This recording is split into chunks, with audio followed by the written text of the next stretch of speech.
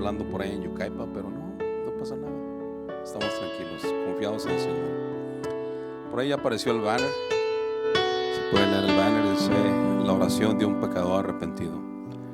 Estuvimos orando y pidiéndole dirección al Señor, pero escuchando lo que predicó el pastor hace 4 semanas, lo que predicó en un miércoles, en un domingo, y luego lo que predicó también nuestro hermano Adán y lo que predicó Memo el domingo, mis hermanos, el Señor nos lleva por la misma dirección. No es algo que surgió de ayer o de antier, pero el Señor quiere decirnos algo.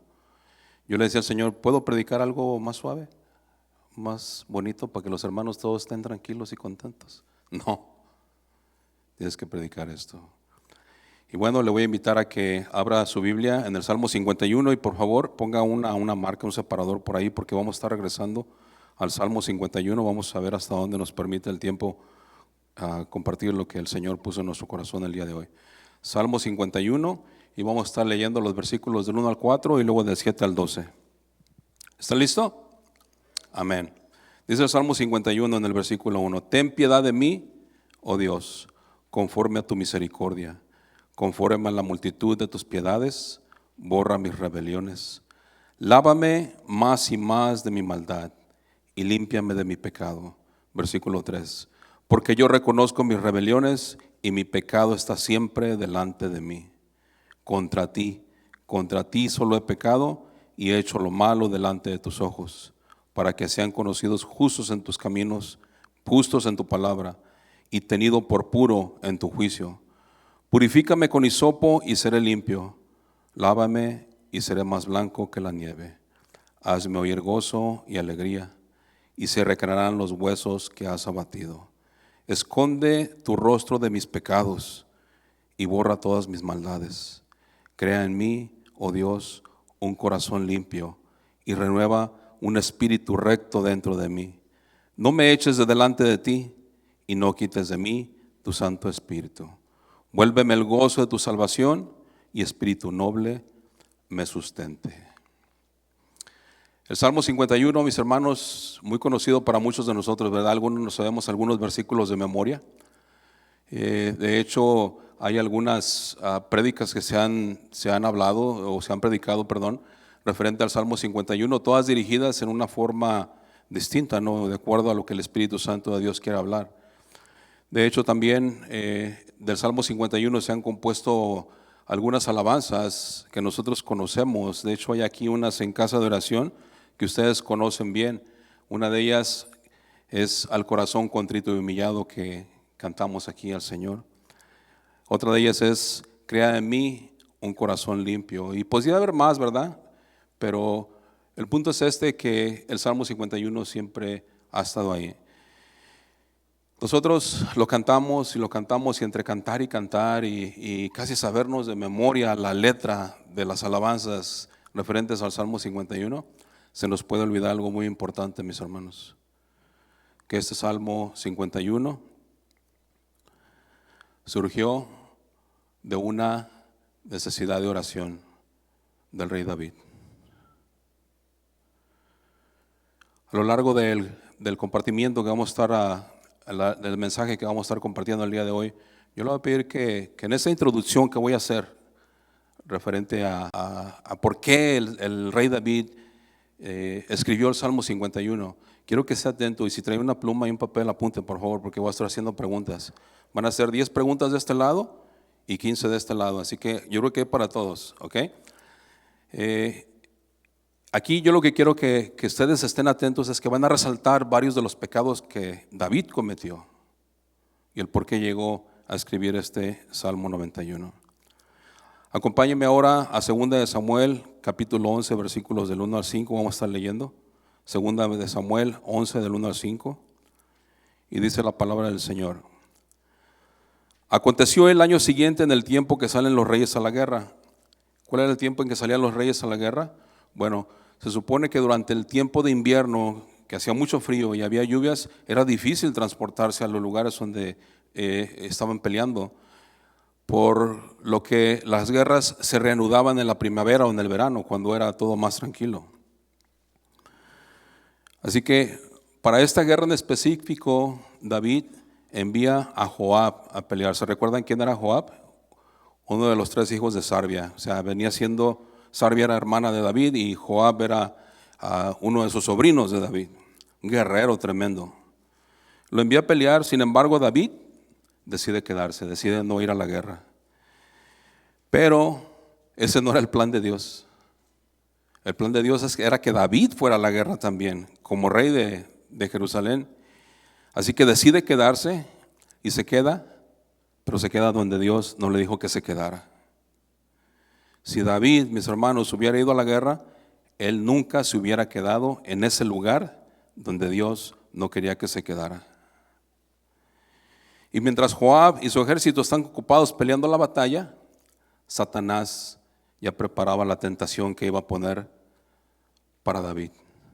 Sin embargo, fíjese, a pesar de que había esa tentación, los comentaristas bíblicos concluyen que esto que le sucedió al rey David, este pecado que cometió, no fue algo nuevo, no fue algo que surgió nada más de repente. Esto ya había sucedido.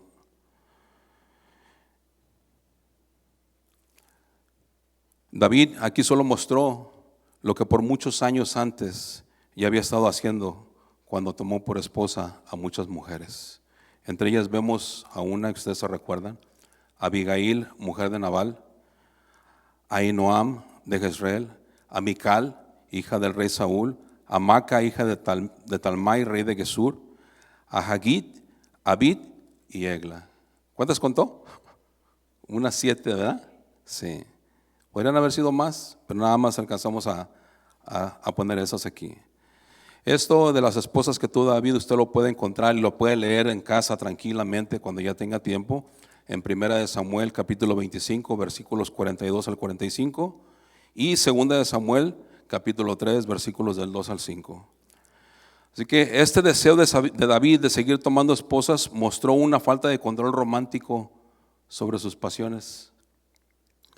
Y esta semilla corrupta, sembrada mucho tiempo atrás, creció sin supervisión, por tiempo suficiente hasta terminar dando un fruto amargo.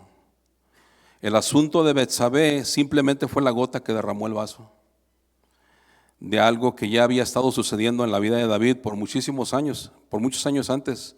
Por lo tanto, quedarse en casa para David no era la opción. Él tenía que haber estado en la guerra, pero por no haber ido a la guerra, esto proveyó la oportunidad para que la larga falta de control romántico sobre sus pasiones saliera a la luz. Y viene la tentación. 2 Samuel, capítulo 11, versículo 2. Y sucedió un día al caer la tarde que se levantó David de su lecho y se paseaba sobre el terrado de la casa real. Y vio desde el terrado a una mujer que se estaba bañando, la cual era muy hermosa. El verbo hebreo para la palabra paseaba sugiere que David caminaba de un lugar a otro, intranquilo, no podía dormir. Pero intranquilo, ¿por qué? Pues porque no estaba en el lugar donde Dios quería que estuviera. Y aquí vamos a aplicar algo para los hombres. ¿Cuántos hombres hay aquí ahora en esta noche? Levante su mano. ¿Y cuántos nos están viendo? También allá nos están viendo algunos. Bueno, hombres, cuidado, porque de repente nos podemos encontrar en un lugar fuera de la voluntad de Dios, donde Dios no nos llamó. Y cuidado, hay mucha tentación aquí, de repente salen cositas, hay mucha tentación aquí, pero también hay muchísima tentación por donde quiera que andamos, ¿verdad que sí? ¿Sí? Específicamente para los hombres, ¿verdad que sí? Sí, sí, sí, no diga que no. ¿Quién dijo que no? No, sí, sí, sí, hay mucha tentación. Así que si nosotros nos encontramos en un lugar donde Dios no quiere que estemos, nos vamos a encontrar fuera de la voluntad de Dios, mis hermanos. Y cuidado, que el enemigo está buscando la oportunidad, cualquier puertita que le abramos para meterse hasta la cocina. Pero ¿dónde quiere Dios que estemos? ¿Dónde quiere Dios que estemos, varones? Primeramente, orando y velando, ¿verdad? En su presencia, como oraba ahorita el pastor, en su presencia, buscando la presencia del Señor. velando y orando para no caer en tentación, ocupados haciendo su obra y yendo a ganar almas, ocupados haciendo su obra, ganando almas por su lado, donde va en la tienda, donde va al supermercado, donde andan en el autopartes, en su mismo trabajo, compartiendo la palabra del Señor. Pero también nosotros los hombres necesitamos estar instruyéndonos todos los días con la palabra del Señor. Hoy por la mañana envió un mensaje uno de nuestros hermanos aquí y lo leí, eran como las 4 de la mañana, lo leí, me causó mucho impacto y lo quiero compartir con ustedes.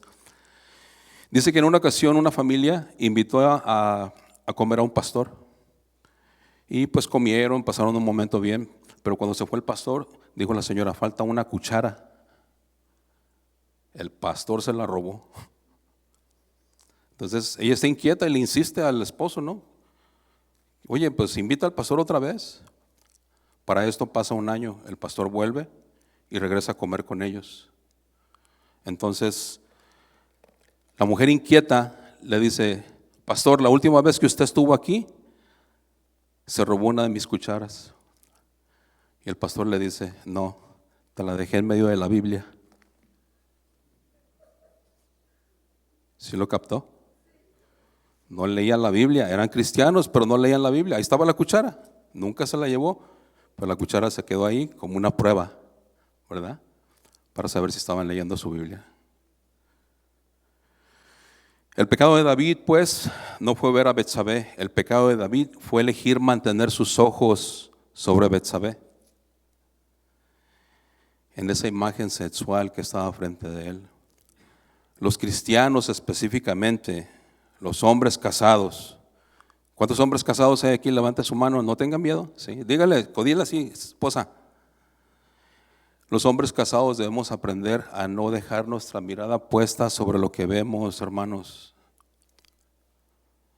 Mire, si usted me dice como varón que no ve a las mujeres, entonces estamos hablando de otra cosa. A lo mejor usted, no sé, pero todos los hombres volteamos a ver, es algo natural. El problema, mis hermanos, es dejar la mirada puesta, clavada en aquello que estamos viendo. Ese es el problema y ahí empieza el pecado, porque empiezan a maquinarse cosas aquí en la mente. ¿Sí? ¿Estoy diciendo algo nomás así o es algo que sí sucede? Sí, ¿verdad? Así que no dejemos que esas imágenes se asienten sobre nosotros. Nuestros ojos, fíjese, deben de ser como esas pelotitas que venden en las maquinitas, ¿verdad? Sí, ha visto hay unos que inclusive son como ojos y son pelotitas que rebotan muy alto. Bueno, así deben de ser nuestros ojos, mis hermanos. Que cuando volteemos a ver algo, así como la pelotita la aventamos y regresa a nosotros, así sea nuestra mirada, pum, y regrese a nosotros. No dejemos nuestra mirada pegada ahí. Nuestros ojos deben rebotar como esa pelotita. ¿Rebotar hacia dónde? Hacia nosotros. Así que, hermanas, díganle a su esposo, ¿ya oíste? Si lo tiene aquí, dígale, no tenga pena, ¿ya oíste? ¿Sí? David, pues, por no haber querido quitar su mirada de aquella mujer, da entrada a la tentación. ¿Y da entrada a la tentación? Con los brazos abiertos. ¿A quién le dan pan que llore? Dice el pastor, ¿verdad? Dice pues dice segunda de Samuel, segundo libro de Samuel, en el capítulo 11, versículos 3 y 4. Envió David a preguntar por aquella mujer y le dijeron, aquella Betsabé, es Betsabé, hija de Eliam, mujer de Urías Eteo. Betsabé estaba casada y era hija de Eliam. ¿Y quién era este Eliam? Eliam era el papá de Betsabé. ¿Escuchó? Eliam era el papá de Betsabé. Y Aitofel era el abuelo de Betsabé. Esos dos hombres eran de los valientes que iban con David a la guerra. Eran hombres fieles, eran hombres leales al rey que lo acompañaban.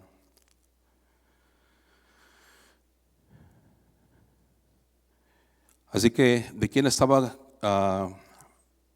quebrantando la confianza al rey David? No nomás de Betsabé, de toda una familia.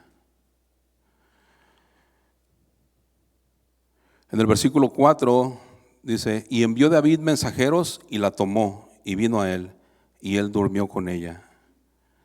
David, mis hermanos, ignoró toda advertencia y forma de escape que Dios le había puesto frente de él, pero también terminó cediendo a sus deseos lujuriosos. Y escuche esto, por favor.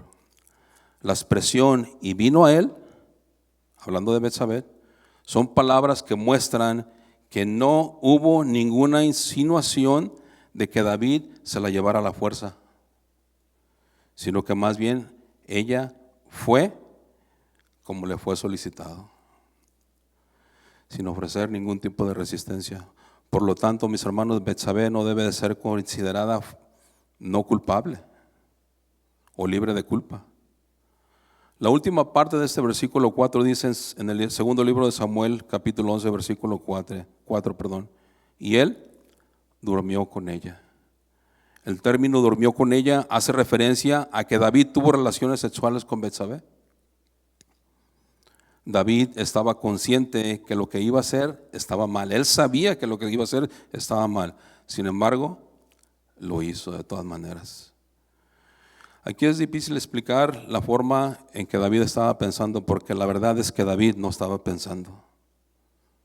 David solamente se dejó llevar por sus pasiones, por sus emociones. ¿Se recuerdan que hubo una prédica referente a las emociones? En uno de los domingos, ¿sí? Se dejó llevar por sus emociones. Mis hermanos, tengamos cuidado de no dejarnos llevar por nuestras emociones. No solamente en una situación así, en diferentes situaciones. Nuestras emociones nos pueden llevar a cometer errores. Amén. Así que David actuó basado en un sentimiento que lo llevó a cometer este pecado. David en esta situación no hizo uso del dominio propio e ignoró el respeto a toda una familia y a una mujer que no era la suya. David pues tiene relaciones con Betsabé y después ella se da cuenta que está esperando un bebé y le manda a decir a David: estoy encinta. Ahora David trata de esconder su pecado y para esto le manda a decir a Joab, capitán del ejército: envíame a Urías. Segunda de Samuel 11:6. Entonces David envió a decir a Joab: envíame a Urías Eteo. Y Joab envió a Urías a David. ¿Pero por qué mandó llamar David a Urías? Porque David estaba empezando a tramar la forma de cómo esconder el pecado. Había recibido la noticia de Betsabé que estaba embarazada y ahora tenía que ver la forma de cómo cubrir su pecado. Ahora el rey David, lleno de culpa, en lugar de haber usado esa noticia para caer de rodillas y arrepentirse y pedir perdón, hizo lo que el pecador normalmente hace, lo que el pecador no arrepentido hace, y eso es tratar de esconder su pecado. David, como buen rey, le da un descanso a Urías y lo manda a dormir a su casa. Qué buen rey, ¿verdad? Y para que tuviera relaciones con Betsabé, su esposa. Esto para justificar el embarazo de Betsabé. Pero mire lo que hizo Urías. Segundo libro de Samuel, capítulo 11, versículo 9. Mas Urías durmió a la puerta de la casa del rey con todos los siervos de su señor y no descendió a su casa. ¿Escuchó bien? Urías no se fue a su casa, sino que como buen soldado fiel se quedó a dormir a las puertas del palacio de su rey. Soldado fiel, acuérdese de esa palabra. Esto solo mostró que Urías era un hombre de gran integridad, cuya lealtad principal eran los intereses de su rey y no los propios. Urías, mis hermanos, es un tipo de representación de cómo un verdadero soldado del ejército de su rey de reyes debe de conducirse, con integridad y lealtad, y que no quiere disfrutar de las comodidades de este mundo, sabiendo que sus compañeros soldados están peleando en el campo de batalla cada día. Lealtad al rey en todo, y no irse a descansar sabiendo que el resto de los soldados están peleando una batalla. Falla en este intento y va por su segundo intento. Ahora opta por un segundo intento, así que invita a Urías a comer y a beber, pero no lo invitó a tomar agua de horchata ni de Jamaica. Lo invitó a tomar vino, mucho vino, hasta emborracharlo. Ya ebrio, lo manda de nuevo a su casa. Pero una vez más dice la palabra de Dios en este segundo libro de Samuel, en el capítulo 11, versículo 13. Y David lo convidó a comer y a beber con él hasta embriagarlo. Y él salió a la tarde a dormir en su cama con los siervos de su señor. ¿A dónde se fue? No se fue a su casa de nuevo, se fue a dormir con los siervos de su señor, con los sirvientes, con los que servían. Mas no descendió a su casa. Urías, por ser un fiel soldado, no se fue a su casa, por el contrario, se quedó a dormir con los siervos, con los servidores de su señor el rey. Este Urías también es un buen ejemplo de cómo los cristianos debemos de conducirnos como hermanos y como soldados de la misma milicia. Estamos peleando una misma batalla, ¿verdad que sí? ¿Amén? ¿Está aquí conmigo? Dice Romanos 12, versículos 15 y 16. Yo se lo leo de la palabra de Dios para todos, para avanzar un poquito más rápido. Alégrense con los que están alegres, lloren con los que lloran, vivan en paz y armonía unos con otros. No sean orgullosos, sino amigos de los que la gente desprecia. No se crean mejores ni más sabios que los demás. Por cierto, mis hermanos, todo lo opuesto a estar en desacuerdo y en contiendas con los hermanos o con la gente, con el prójimo,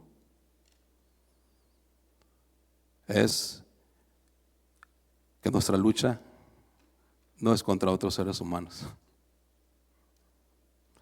Esos pleitos y contiendas surgen, ya vamos a verlo más adelante de aquí. Efesios 6, versículo 12 de la Nueva Biblia Viva. Porque nuestra lucha no es contra seres humanos. Perdón, hermano, no alcancé a escuchar eso que leyó. ¿Lo puede leer otra vez? Claro que sí.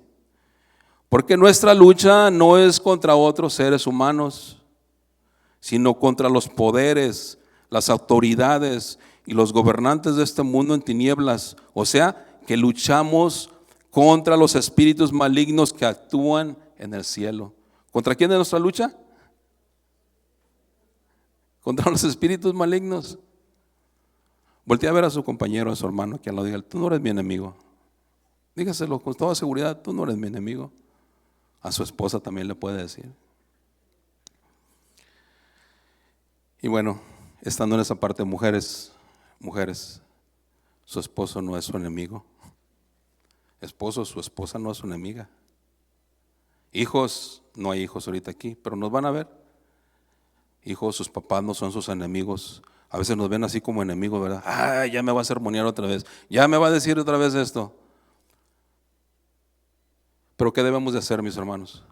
Si nosotros sabemos que nuestra lucha no es contra otros seres humanos, dice la Reina Valera, contra sangre ni carne, entonces ¿qué debemos hacer? Le pregunto, ¿qué debemos hacer? Orar más. Orar más. Estamos peleando contra lo que no vemos, mis hermanos. ¿Sí? No es el hermano, no es la hermana, no es el amigo, no es la comadre, no es el vecino. Estamos peleando contra lo que no vemos, mis hermanos. Por lo tanto, nos es necesario pasar más tiempo orando. Cuando nosotros logremos entender esto, pasaremos por alto mucho más fácil esas ofensas que vengan a nosotros. Será mucho más fácil pasar las ofensas por alto. Y nos será mucho más fácil también perdonar. ¿Es fácil perdonar? No. Pero Dios nos pide que perdonemos, ¿verdad que sí? Nos manda que perdonemos. Entonces, aunque no quieramos, si el Señor lo pide y nosotros decimos conocer la palabra y nosotros decimos creer lo que estamos leyendo y lo que estamos escuchando, debemos tomar acción y ir y pedir perdón. Cuando hagamos esto, mis hermanos, el enemigo ya no se burlará más de nosotros. Por el contrario, nuestro Señor Jesucristo será glorificado, porque sus hijos se pueden perdonar, porque sus hijos se pueden ver bien, porque sus hijos se apoyan, porque sus hijos trabajan en comunión, en conjunto unos con otros, porque en el matrimonio los dos caminan en la misma dirección, no le jala uno para acá y el otro para el otro lado. Nuestro Señor Jesucristo se llevará la gloria cuando caminemos así, mis hermanos. ¿No le da un fuerte aplauso al Señor por eso? Él es el que se lleva la gloria. David pues falla una vez más en su segundo intento de esconder este pecado, en lugar de buscar el arrepentimiento. Pero no se queda ahí, ahora va por un tercer intento. Ahora le escribe una carta a Joab, y escuche por favor, se la da al mismo Urías para que se la lleve a Joab. ¿Y qué decía esa carta? Segundo libro de Samuel, capítulo 11, versículo 15.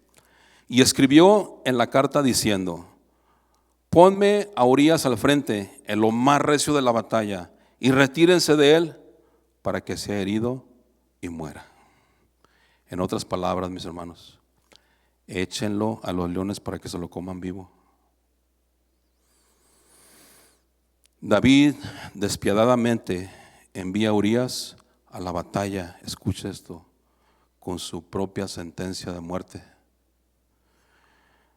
David confiaba tanto en este fiel soldado Urías que lo hizo más bien mensajero involuntario de su propia sentencia de muerte. David hizo que el hombre más fiel, más noble, más leal de sus ejércitos cargara la carta que describía con detalle la manera en la que iba a ser asesinado. Urías fue asesinado con tanta certeza como si el mismo David hubiera sido el que le atravesó la espada. Y escuche esto, por favor. El pecador no arrepentido, aquel que trata de esconder su pecado, en tratar de autojustificarse, va a contaminar a otros con la amargura que ya lleva aquí, hasta conducirlos también a una muerte espiritual. Con esto, mis hermanos, David mostró de alguna manera que fue más misericordioso como siervo que como rey. ¿Cómo está eso, hermano Roberto? Bueno, cuando era siervo, le perdonó la vida al rey Saúl, ¿verdad que sí? Y como rey, le quita la vida a uno de sus más fieles soldados. Urías muere cruelmente en la batalla. Betsabé recibe la noticia, hace duelo por su marido. Y escuche lo que hace el buen rey David y las consecuencias que este pecado le acarreó. Segundo libro de Samuel, capítulo 11, versículo 27. Vaya hasta el 27.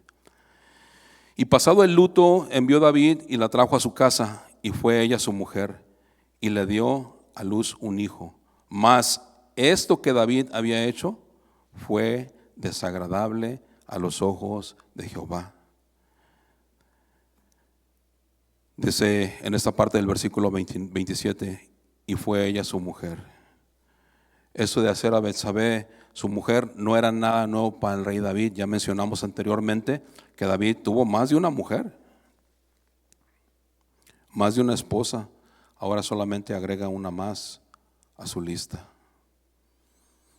Al hacer a Betsabé su mujer, le convierte a David en una especie de héroe ante los ojos del pueblo. ¡Wow!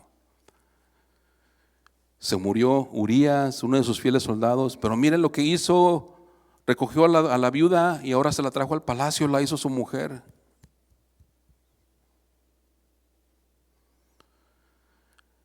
Posiblemente veía a la gente o el pueblo a David como un hombre piadoso, misericordioso. Esto por respaldar a este fiel soldado Urías, haciéndose cargo de su viuda. Pero ¿cuántos saben que ante los ojos de Dios nada está oculto? Amén. Dios todo lo ve, ¿verdad que sí? Inclusive el Señor ve cuando estamos trabajando. Si de repente vemos unos lentecitos ahí que se ven bien y nos los echamos a la bolsa. Y cualquiera puede decir, unos lentes, pues ¿qué? Son unos lentes. Un lápiz, si no es suyo no lo tome. El Señor todo lo ve, mis hermanos. Este pecado fue muy desagradable ante los ojos de nuestro Dios. ¿Por qué? Le pregunto. Porque Él es santo y omnisciente. Él todo lo ve y todo lo conoce. Así que David, en lugar de arrepentirse, insiste en seguir ocultando su pecado y peor aún, ignora y trata de no escuchar la convicción que el Espíritu Santo traía a su corazón. Ahora, por no arrepentirse voluntariamente de su pecado, Dios envía al profeta Natán a confrontarlo. Mis hermanos, Dios en su inmensa misericordia nos da la oportunidad de arrepentirnos y nos habla y nos dice a través de su palabra, a través de las predicaciones, a través de alguien más: vas por el mal camino, enderézate. Nadie podemos decir que Dios no nos ha advertido. Bueno, David tuvo bastantes advertencias, pero decide seguir ocultando su pecado. Ahora Dios nuestro Señor le envía al profeta Natán en su misericordia para que David no se pierda. Antes de continuar con lo siguiente, solo les recuerdo, mis hermanos, que cuando reconozcamos un pecado, vayamos en arrepentimiento a pedir perdón al Señor. El trono de la gracia está abierto 24 horas al día, 7 días a la semana, 365 días del año. Todos los días, a cada instante, en cualquier momento podemos ir a la presencia del Señor y pedir perdón. Amén. Así que el Señor sigue enviando profetas a hablarnos incluso cuando nosotros nos negamos a escuchar y entrar en razón. Tenemos que tener cuidado de no confiarnos y creer que nadie lo sabe. Si nosotros insistimos en seguir ocultando nuestro pecado y no buscamos el arrepentimiento, Dios tarde o temprano lo va a sacar a la luz.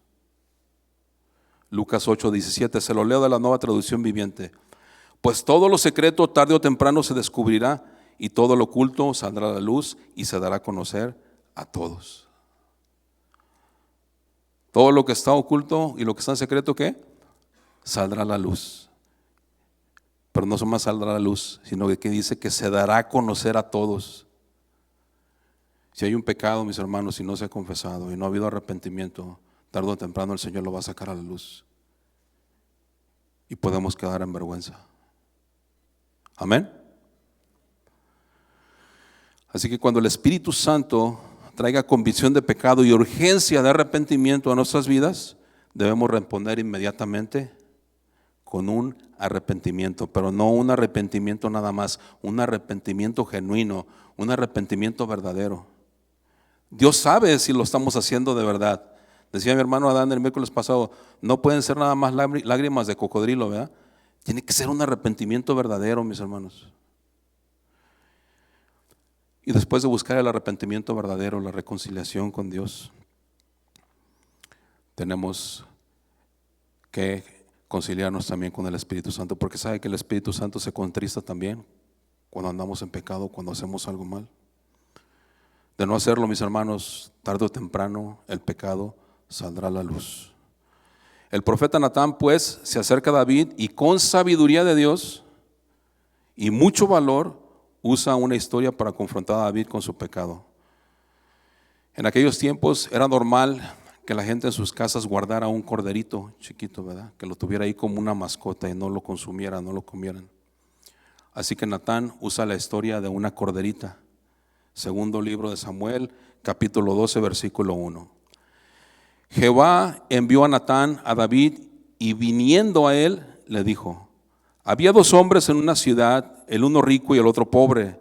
El rico tenía numerosas ovejas y vacas, pero el pobre no tenía más que una sola corderita, que él había comprado y criado y que había crecido con él. Y vino uno al hombre rico, y éste no quiso tomar de sus ovejas y de sus vacas. ¿Escuchó eso? Al hombre rico que tenía muchas ovejas y muchas vacas, pero no quiso tomar una de ellas para guisar para el caminante que había venido a él, sino que tomó la oveja de aquel hombre, ¿cómo dice ahí su Biblia? Pobre, y la preparó para aquel que había venido a él. Entonces se encendió el furor de David en gran manera contra aquel hombre y dijo a Natán: vive Jehová, que el que hizo tal es digno de muerte. Versículo 7. Entonces dijo Natán a David: tú eres aquel hombre. Así ha dicho Jehová, Dios de Israel: yo te ungí por rey sobre Israel y te libré de la mano de Saúl. Versículo 9. ¿Por qué pues tuviste en poco la palabra de Jehová, haciendo lo malo delante de sus ojos? A Urías heteo heriste a espada y tomaste por mujer a su mujer, y a él lo mataste con la espada de los hijos de Amón. Y escucha lo que dice el versículo 10. Yo se lo leo de la traducción en lenguaje actual. Segundo libro de Samuel 12:10. Pero ahora, por haberte burlado de mí y por haberle quitado a Urías su mujer, siempre habrá en tu familia muertes violentas. La Reina Valera dice: la espada no se quitará de tu familia, habrá muertes. Versículo 13. Entonces dijo David a Natán: pequé, ¿contra quién? Pequé contra Jehová. Tú eres aquel hombre, le dice el profeta Natán. Y es que Natán, mis hermanos, tenía que impactar a David con un ejemplo sencillo pero rotundo para que viera su pecado por lo que era. David fue impactado pero no asustado. Asimismo, ninguno de nosotros podemos asustar a un hombre para guiarlo al arrepentimiento. Más bien debemos de impactarlo. ¿Cómo? ¿Cómo debemos de impactar a los que no conocen al Señor? ¿Con nuestro buen testimonio? ¿Con la sabiduría y el poder que tiene la palabra de Dios para transformar una vida? De no hacerlo así, en lugar de impactar a aquella persona, podemos asustarlo y guiarlo al remordimiento. Y ese remordimiento no puede guiar a nadie a ningún arrepentimiento. Una salvación personal requiere de una confesión y un arrepentimiento personal. Para el rey David no era suficiente confesar que era pecador en un sentido general. Por ejemplo, alguien puede decir: pues sí, yo soy pecador, lo reconozco. ¿Eso será una confesión verdadera? ¿Ese será un arrepentimiento genuino? No. David tenía que confesar específicamente ese pecado que él sabía que había cometido. Y en ese mismo sentido, mis hermanos, la confesión de nuestro pecado necesita ser específica, sin tratar de ocultarle nada a Dios. Al final, Dios todo lo sabe.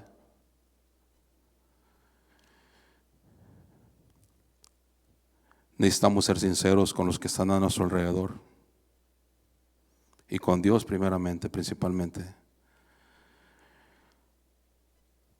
Le comparto esa historia. Durante un periodo de avivamiento en una iglesia en Brasil completamente llena, una mujer se puso de pie y dijo: necesito que oren por mí porque necesito amar más a mis hermanos.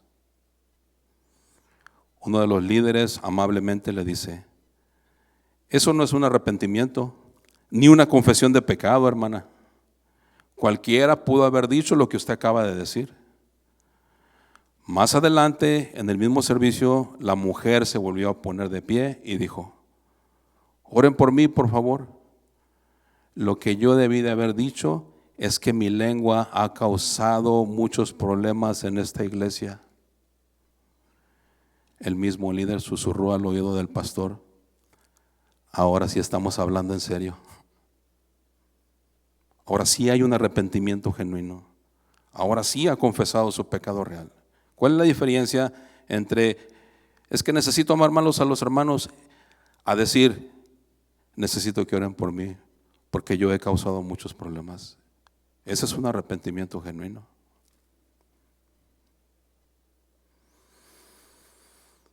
Para algunos de nosotros es más fácil decir: no soy del todo lo que debería de ser, ni tampoco soy el mejor cristiano. Eso es fácil de decir, ¿verdad que sí? Sin embargo, sí nos cuesta mucho trabajo aceptar y decir: yo he provocado muchos pleitos aquí, en mi trabajo, en mi casa, en donde quiera que ando. Todo esto por mi actitud. Estoy todavía enojado con algunas personas que todavía no quiero ni puedo perdonar, ni quiero verlas. Mis hermanos, nos es necesario orar como lo hizo David. En el versículo 1, en la parte primera dice: ten piedad de mí, Señor. Necesitamos pedir al Señor que tenga piedad de nosotros. Hoy decido perdonar, sería una buena frase para iniciar, y quitar este pecado que me aparte de ti. En nuestro corto caminar como cristianos, el Señor nos ha permitido ver, mis hermanos, a hombres y mujeres de Dios que cayeron. Y cayeron en pecado y nunca se arrepintieron. Y sus vidas terminaron en la ruina.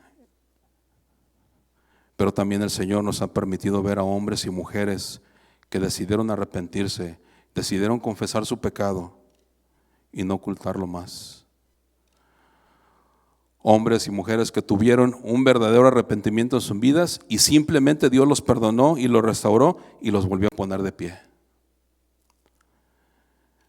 Yo tengo la convicción, mis hermanos, sin lugar a duda, mientras el Señor daba el mensaje, eso trajo a mi corazón, que aquí habemos más de alguno que hemos experimentado ese perdón del Señor cuando nos arrepentimos de verdad.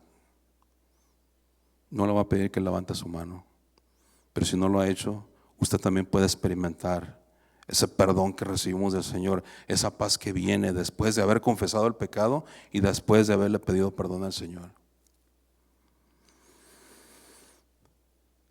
El Señor nos perdona aún sin merecerlo. No nos paga como debería de pagarnos. Y nos perdona no porque seamos mejores, no porque seamos más buenos.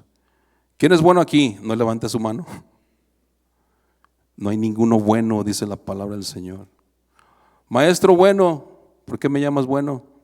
Solamente hay uno bueno, y ese es mi Padre que está en el cielo. Si hoy tenemos algo, mis hermanos, si hemos logrado algo, si alguno de nosotros tenemos algo y hemos logrado algo, ha sido solamente por la pura gracia y la misericordia de Dios. Ninguno hemos alcanzado nada, ninguno somos nada todavía. Hoy estamos aquí creyendo que hemos sido algo y alcanzado algo, y mañana ya no estamos. Así de fácil. Pero antes de irnos, antes de que nos llame el Señor, nos es necesario ir a buscar el arrepentimiento, pedir perdón. Ahora, después de haber recibido ese perdón, a nosotros, a mí y a ustedes, mis hermanos, solo nos queda decirle al Señor: muchas gracias. ¿Cuántos están agradecidos con el Señor por habernos perdonado aun cuando no lo merecíamos? Amén. Dele un fuerte aplauso al Señor.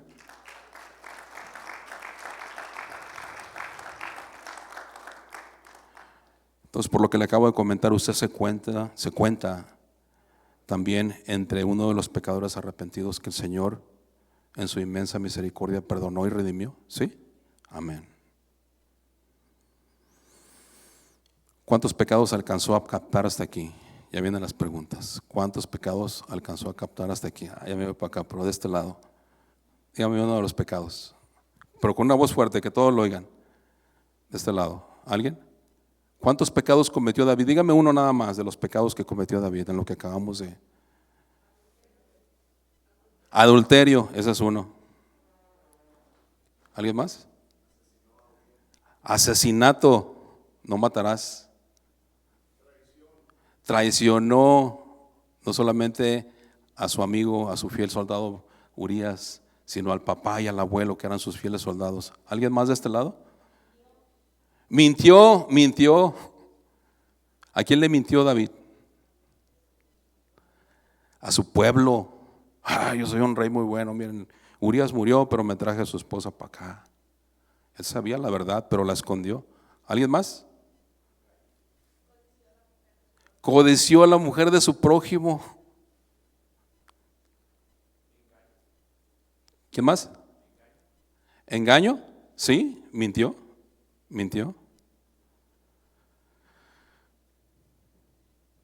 ¿Habrá otro más por ahí? Abuso de poder, sí, pues era el rey, ¿no? Él podía hacer lo que quería. A ver, Heidi levantó la mano. Pues sí, se la robó. La codició y luego se la robó, ¿verdad? Entre los que encontré yo aquí, el número 5, mencionamos creo que 4 o 5 aquí, ¿verdad? Pero entre los que yo encontré, perdón, está también el amarás a tu prójimo como a ti mismo.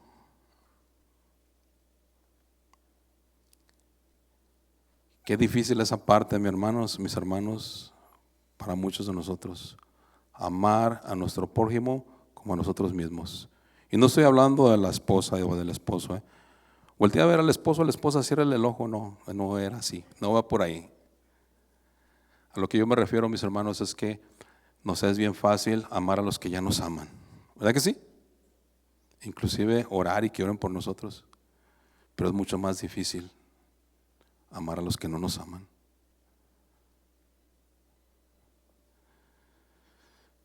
¿Está de acuerdo conmigo? Ahorita vamos a ver un poquito más sobre eso si el Señor nos lo permite. Ahora sí, acompáñenme al Salmo 51, por favor, porque después de todo esto, así es como llegó David a escribir el Salmo 51. Salmo 51, versículo 1.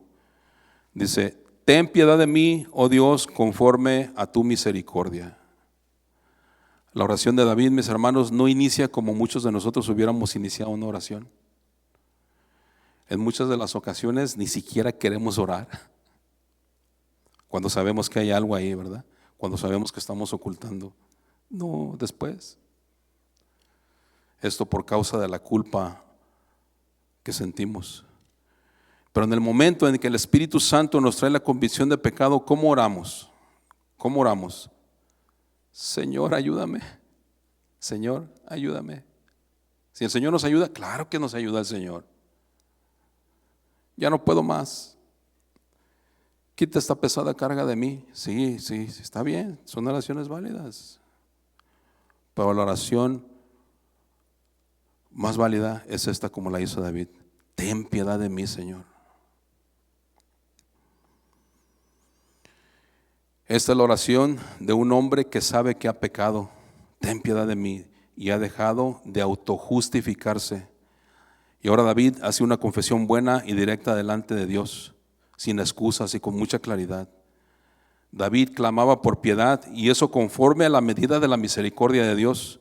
En otras palabras, David estaba apelando al Gesed, H-E-S-E-D, al Gesed de Dios. Este término hebreo, Gesed, se utiliza para describir la fidelidad de Dios, el amor incondicional de Dios y la misericordia de Dios que tenía hacia su pueblo, incluyendo a David. El término Gesed se utiliza pues para describir la forma en que Dios trata a su pueblo, siendo fiel, amoroso y misericordioso. Pero escuche esto, por favor.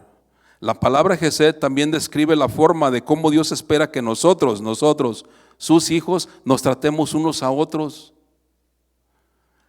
¿Cómo debemos tratarnos unos a los otros? ¿Cómo debemos tratar a los demás? Pues siendo fieles, ¿verdad que sí? Misericordiosos y perdonadores.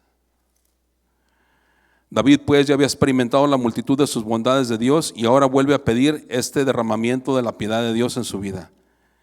Dice el gran predicador Spurgeon: los hombres están muy aterrorizados por la multitud de sus pecados, pero aquí hay un consuelo. Dios, o nuestro Dios, tiene multitud de piedades.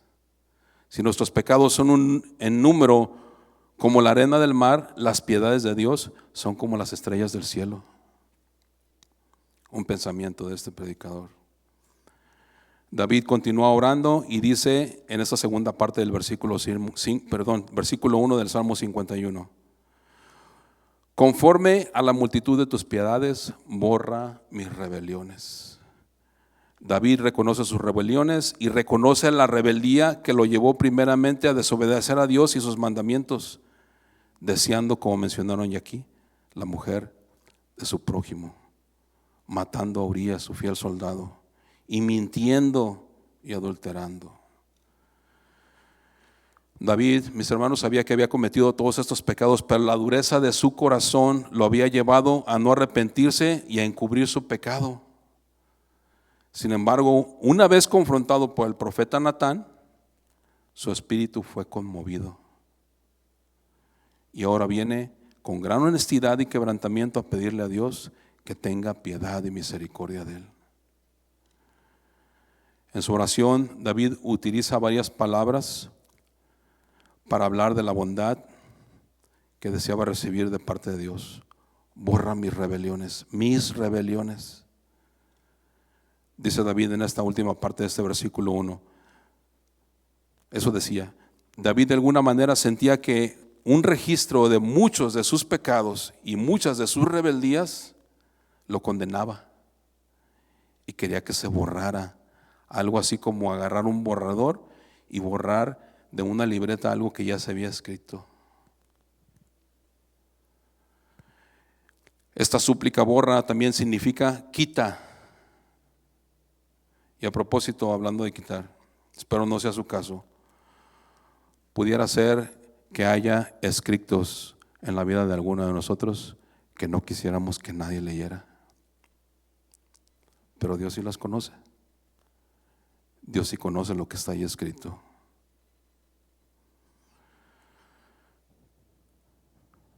Posiblemente nunca nadie llegue a darse cuenta. Posiblemente nunca nadie llegue a saber lo que está ahí escrito. Pero Dios sí. Tarde o temprano, Dios lo va a saber. Esas páginas oscuras que se encuentran en nuestra vida, tarde o temprano, también saldrán a la luz. Por eso, mis hermanos, nos es necesario arrepentirnos a tiempo, pedir perdón a tiempo, hoy, mañana no. Hoy es el día, hay urgencia hoy de pedir perdón, de arrepentirnos hoy.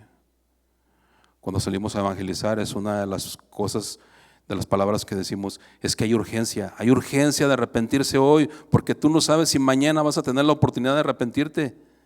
Tú no sabes si mañana tienes la oportunidad de que alguien se pare enfrente de ti antes de morir y termines en otro lugar que no sea el cielo. ¿Cómo debemos iniciar nuestra oración al Señor para pedirle perdón? Salmo 51:1. Ten piedad de mí, oh Dios, conforme a tu misericordia, conforme a la multitud de tus piedades, borra mis rebeliones.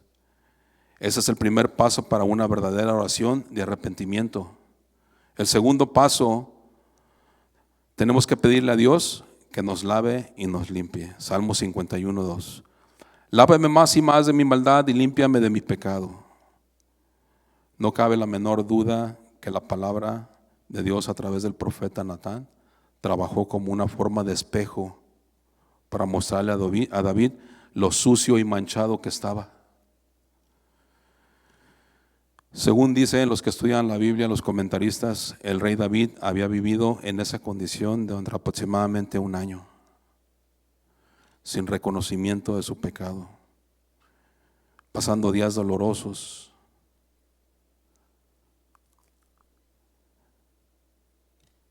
Todo iba bien en la vida de David, aparentemente. Nadie se había dado cuenta del adulterio y asesinato de David o que él había cometido, pero ahora, después de ser confrontado por el profeta Natán, esa sensación de suciedad y de manchas lo lleva a suplicar a Dios que lo lave más y más de su maldad. De la misma manera nosotros, mis hermanos, si no hemos confesado algún pecado que esté por ahí, tenemos que pedirle al Señor que nos lave más y más de nuestra maldad. De lo contrario, Dios puede enviar un Natán, si no es que ya lo envió. Y este Natán nos va a poner frente a un espejo. ¿A cuál espejo? El espejo de la palabra, para que podamos ver el pecado como Dios lo ve. El pecado a los ojos de Dios es abominable. Y el pecado no puede estar donde Dios está, porque Él es santo. Dice Isaías 6:3, santo, santo, santo, Jehová de los ejércitos, toda la tierra está llena de su gloria. Estas 3 primeras palabras nos hacen comprender que si Dios es santo, santo, santo, el pecado viene a ser abominable y rechazado rotundamente por Dios. Pues el pecado representa todo lo opuesto a su naturaleza divina, porque Él es un Dios Diga conmigo, santo, santo, santo, me dejaron solo. Diga conmigo, Dios es santo, santo, santo. Dice Proverbios 6, 16 al 19. 6 cosas aborrece Jehová y aún 7 abomina su alma: los ojos altivos, la lengua mentirosa, las manos derramadoras de sangre inocente, el corazón que maquina pensamientos inicuos, los pies presurosos para correr al mal, el testigo falso que habla mentiras y el que siembra discordia entre los hermanos. ¿Leyó la última parte? El que siembra discordia entre los hermanos.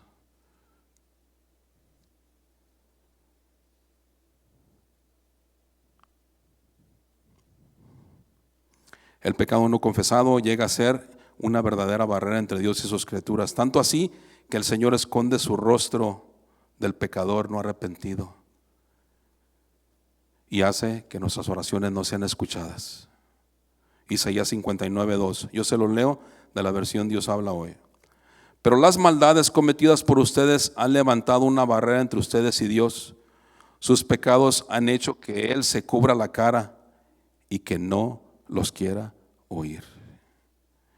Imagínense a Dios cubriéndose la cara, Señor, y no queriendo oír. Mis hermanos, eso debe de ser una causa de un gran temor reverente en cada uno de nosotros. Solo por el hecho de saber que hay pecado en nosotros que nos separa de Dios y está estorbando nuestras oraciones. Esto nos debería de llevar a correr y humillarnos y a pedirle perdón a Dios. Dice Hebreos 10, 27, 28. Yo se lo leo de la palabra de Dios para todos. Si decidimos seguir pecando después de conocer la verdad, entonces no queda otro sacrificio que quite los pecados. Solo nos queda esperar el juicio terrible, un fuego ardiente que destruirá a los enemigos de Dios. Hebreos 10:31 también dice: horrenda cosa es caer en manos de un Dios vivo. Mis hermanos, Dios aborrece y abomina el pecado, porque este mismo vino a ser la causa principal y el origen de la corrupción, de la muerte del hombre. Pero ahora, ¿cómo podemos mostrarle a alguien que tiene una enfermedad muy grave que se llama pecado? ¿Cómo podemos demostrarle a alguien que tiene una enfermedad tan grave que se llama pecado y que los está llevando a una muerte y una separación de Dios? Lo voy a poner en la posición de un doctor ahorita en este momento. Usted es doctor, ¿verdad? ¿Sí? Sí, diga que sí, aunque no sea cierto. No, luego echa mentiras. No, usted es doctor, ¿ok? Entonces llega un paciente con usted a hacerse un chequeo regular, normal, ¿verdad? ¿Cómo le llaman? Un chequeo físico. Y usted le hace todos los exámenes, le saca muchas radiografías, lo manda a que se siente en la sala de espera, y cuando ya tiene los resultados, usted ve en las radiografías que hay una enfermedad grave que lo va a matar. Yo le pregunto, ¿usted le da la cura a esta persona o le enseña las radiografías? Esta persona va a morir. ¿Qué le da? A ver, ¿le da la cura o le enseña las radiografías? ¿Las radiografías? Exactamente. Si usted le da la cura, él fue a un chequeo físico normal, ¿verdad? Si usted le da la cura, va a decir: ¿yo esto para qué lo quiero? Yo estoy bien, yo me siento bien, yo no tengo nada. Pero si usted le enseña la radiografía va a mostrar lo mal que se encuentra esta persona y que está a punto de morir. Esto mismo, mis hermanos, también de repente cuando se presenta la oportunidad lo mostramos a la gente allá afuera. Hay un mal tan grande que nos separa de Dios y que está matando gente y que está llevando gente al infierno cada día, que es necesario que la gente vea su radiografía. ¿Y cómo se la presentamos? A través de los mandamientos y de la palabra del Señor. La palabra del Señor, que es viva y eficaz, más cortante que una espada de doble filo, que penetra hasta partir el alma y el espíritu. La palabra de Dios es viva y eficaz, mis hermanos. Cuando vayan y compartan el evangelio de afuera, donde quiera que anden, hable la palabra, comparta la palabra, y la palabra es viva y eficaz y dará fruto a su tiempo. A veces, yo creo que nos ha pasado, de repente a nuestros hermanos que nos acompañan nos ha pasado que sembramos la palabra y pues uno de repente se va, ¿verdad? Y no se imagina lo que causó, el impacto que causó en aquella persona lo que se le compartió. Se fue, nunca más los volvimos a ver, pero nosotros hicimos lo que hizo Apolos. Apolos sembró y más adelante un Pablo regará. Y más adelante el que traerá el crecimiento será nuestro Señor Jesucristo. La radiografía, mis hermanos, para que la gente pueda ver el pecado tal y como Dios lo ve.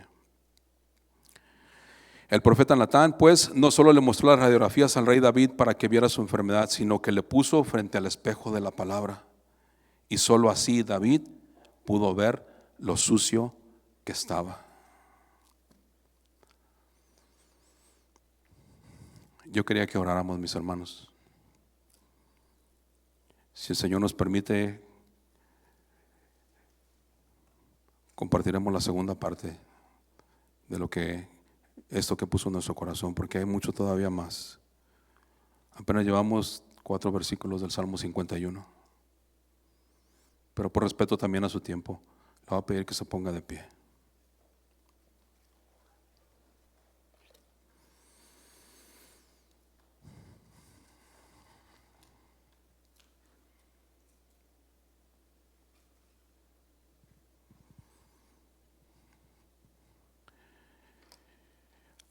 Hay una realidad, mis hermanos, y la realidad es que, cierre sus ojos, no se distraiga.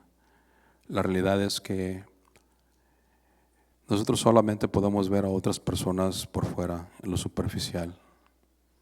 A veces vemos personas sonriendo, a veces vemos personas tristes, a veces vemos personas caminando tranquilas, pero ninguno de nosotros nos podemos imaginar qué es lo que hay ahí oculto.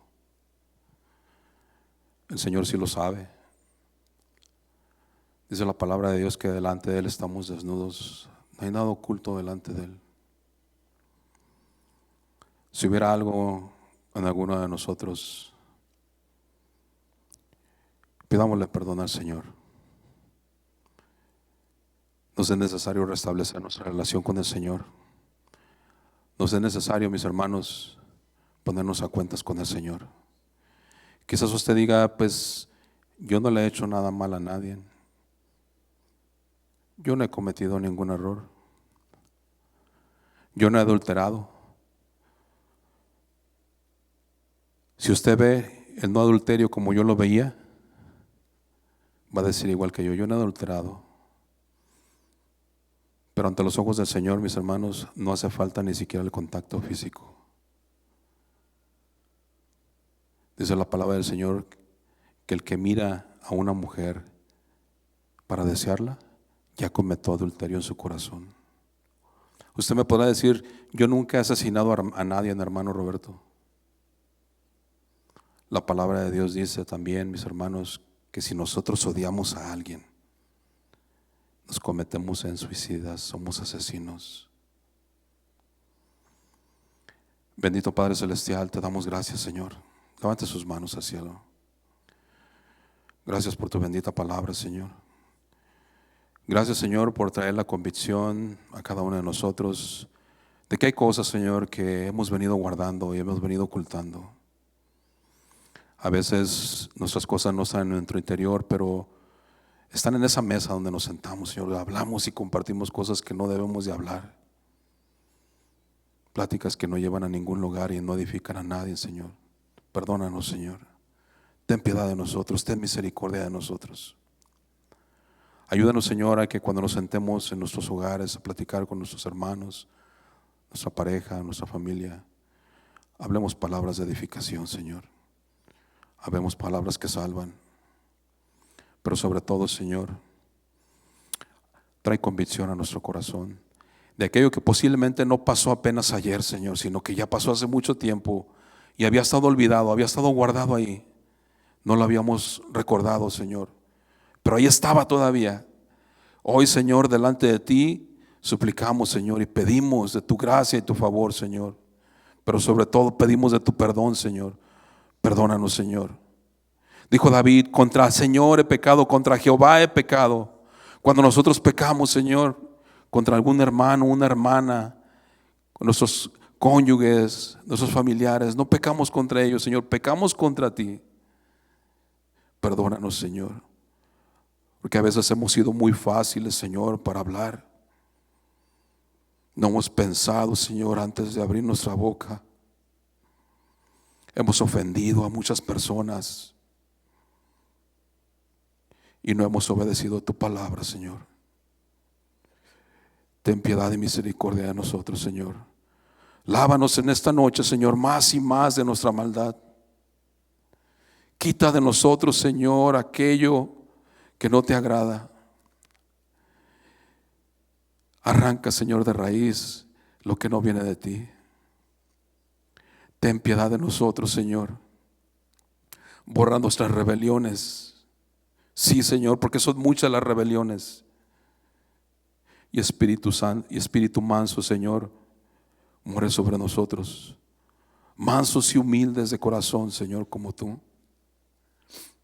Ayúdanos también, Señor, a ser obedientes a tu palabra, Señor. Si hubiera algo contra alguien, Señor, que podamos en esa obediencia a tu palabra, Señor, hoy en esta noche ir y reconciliarnos, pedir perdón, Señor, porque eso es lo que tú nos pides, Señor.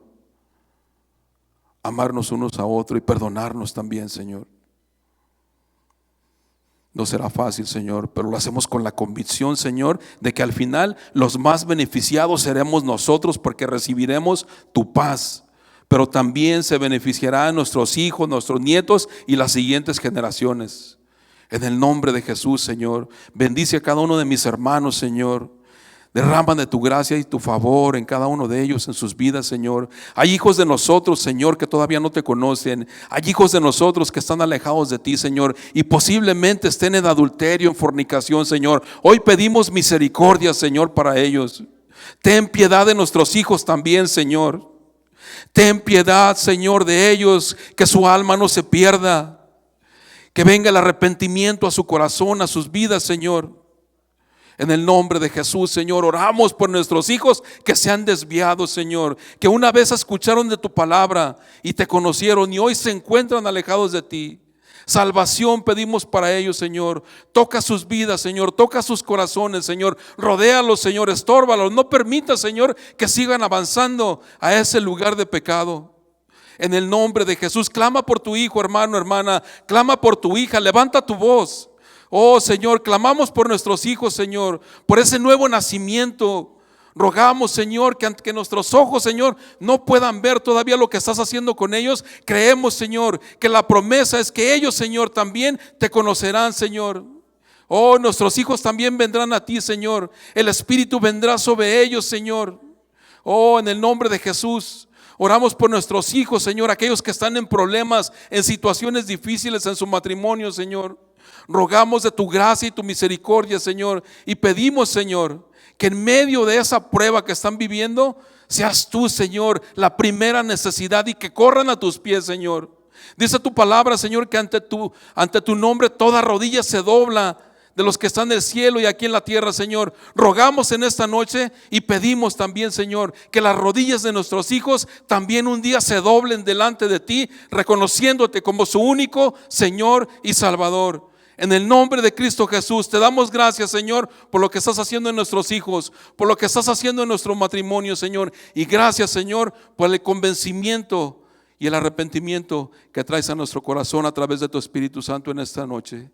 Que no pase una noche más, Señor, sin ponernos a cuentas contigo. En el nombre de Cristo Jesús, Señor, llévanos con bien hasta nuestro hogar y que podamos, Señor, donde quiera que andamos, porque tú así nos lo pides, compartir tu palabra, seguir sembrando, Señor, la semilla del Evangelio. En el nombre de Cristo Jesús. Gracias, Señor. Amén, amén y amén.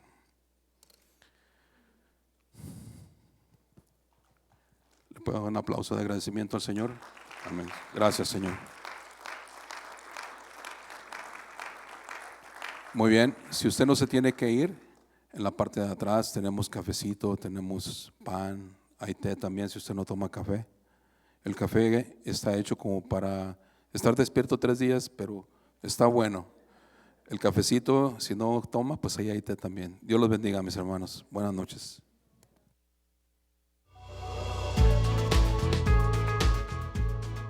Gracias por escucharnos. Les invitamos a que visiten nuestro sitio web. Acompáñenos en algunas de nuestras reuniones. Estamos en el 17244 Randall Avenue. Esperamos haber sido de bendición para su vida. Esto fue un mensaje de Casa de Oración Fontana. Estamos comprometidos con la verdad.